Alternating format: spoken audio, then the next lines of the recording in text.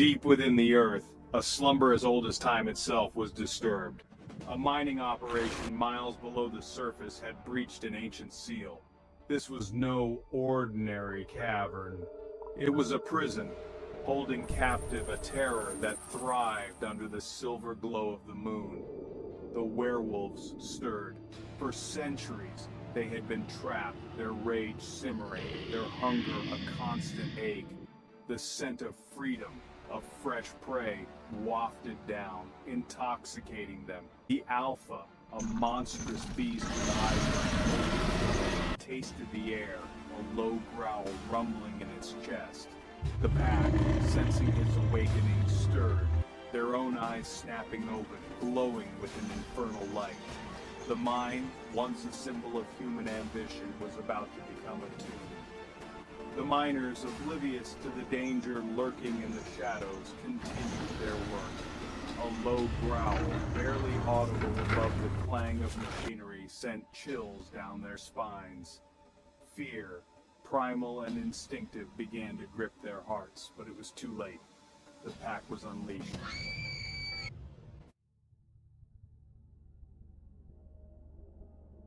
The first sign was the frantic distress call from the mine, a garbled message that spoke of an unknown enemy. Then came the screams, echoing across the desolate landscape. The authorities, initially dismissive, were forced to acknowledge the horrifying reality. The National Guard, dispatched to secure the area, were ill prepared for what awaited them. Their training, their weapons meant to combat human foes, were useless against the primal fury of the werewolves.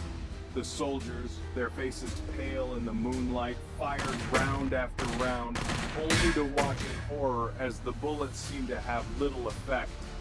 The werewolves, their bodies a blur of muscle and rage, tore through their ranks.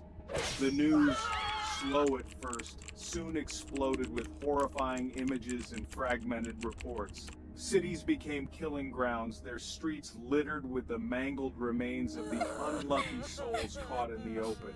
The military, overwhelmed and outmatched, fell back, desperately trying to contain the threat. Panic spread like wildfire, fueled by the constant news reports and the chilling howls that echoed in the distance. The gold reserves of Fort Knox had always represented secure American might. Now, under the eerie glow of the full moon, they attracted a different kind of predator. The werewolves, their primal instincts drawn to the glimmering metal, descended upon the seemingly impenetrable fortress. The defenders, armed to the teeth, stood ready. They had prepared for every possible scenario, every human threat, but nothing could have prepared them for the sheer ferocity of the werewolves. The creatures, impervious to bullets, scaled the walls, their claws tearing through steel and concrete. The night was shattered by explosions, the air thick with the acrid smell of gunpowder and blood. Inside the vault, where millions lay in gold bars, a desperate battle raged. The soldiers, their faces grim, fought with the courage of men facing impossible odds. But the werewolves, driven by an insatiable hunger, were unstoppable. The fall of Fort Knox was swift and brutal. The gold, once a symbol of security, was now in the hands of the enemy.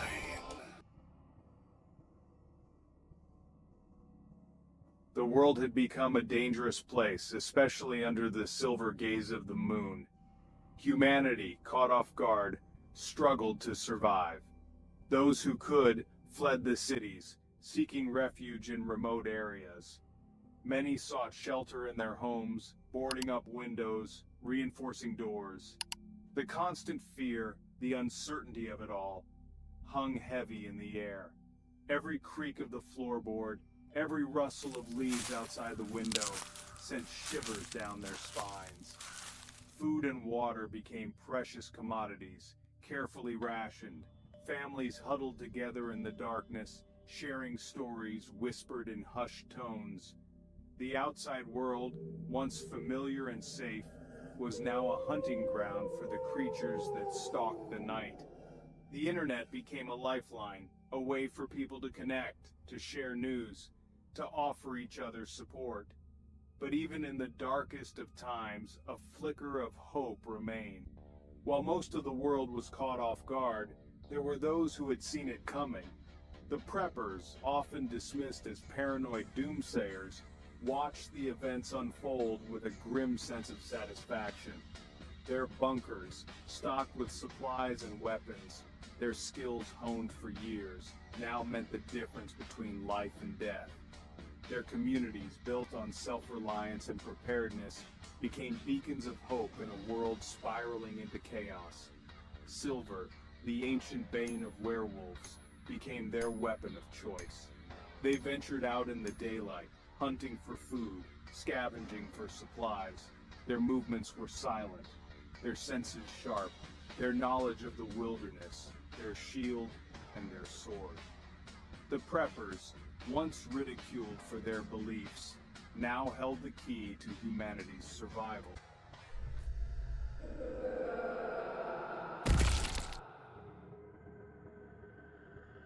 As the sun dipped below the horizon, a palpable fear settled upon the survivors. The werewolves, dormant during the day, would soon awaken, their hunger renewed. The line between man and beast blurred under the eerie glow of the moon. The survivors, huddled in their shelters, listened with bated breath. Every creak, every groan of their barricaded homes sent shivers down their spines. The silence of the night was broken only by the distant howls of the werewolves. Those who dared to venture out after dark did so with their hearts pounding in their chests. The hunters, armed with silver and fueled by desperation, stalked their prey, their faces grim.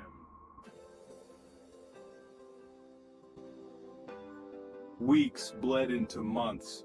The world, once familiar, had become a desolate wasteland, ruled by the creatures of the night. But even in the darkest of times, the human spirit, much like a stubborn ember, refused to be extinguished.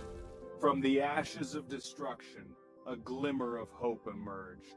Rumors began to circulate, whispers of a group of individuals who had not only survived the werewolf onslaught, but were actively fighting back. Their leader, a woman named Sarah, was said to be a scholar of ancient lore. She had uncovered ancient texts that spoke of the creature's weaknesses. Under Sarah's guidance, this ragtag group of survivors began to turn the tide. Sarah, her brow creased in concentration, pored over the ancient texts. The library, once a sanctuary of knowledge, was now a battlefield of sorts. The texts spoke of a time when werewolves roamed the earth, their reign of terror ended by powerful sorcerers. The key to defeating the werewolves, Sarah realized, lay not in brute force, but in understanding and exploiting their connection to the ancient magic. She discovered that the werewolves were vulnerable to certain herbs and minerals. Armed with this newfound knowledge, the survivors began to develop new weapons and tactics. They crafted silver-tipped arrows and bullets, their effectiveness enhanced by runes etched onto their surfaces. The tide, it seemed, was beginning to turn. The first major victory came under the light of a full moon. The werewolves, emboldened by their previous successes, had grown careless. They descended upon a small town, their howls echoing through the deserted streets. But this time, the survivors were ready. They had set a trap, luring the werewolves into the town square, where they had strategically placed silver-coated wires and traps.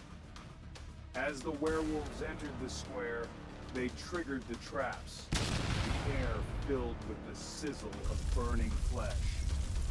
The survivors, armed with their silver-enhanced weapons, emerged from the shadows, their attacks swift and coordinated.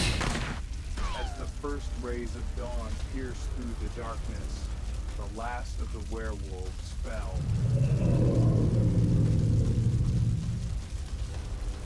The victory at the town square marked a turning point in the war against the werewolves. The survivors, emboldened by their success, shared their knowledge with other resistance groups. Slowly but surely, humanity began to reclaim their world. The hunters, armed with silver and guided by Sarah's knowledge, systematically targeted the werewolves. The creatures, once seemingly invincible, were now on the run. The cities, once teeming with life, remained eerily silent. But in the outskirts, life began to return to a semblance of normalcy. The world they were rebuilding was not the same one they had known before the werewolf apocalypse.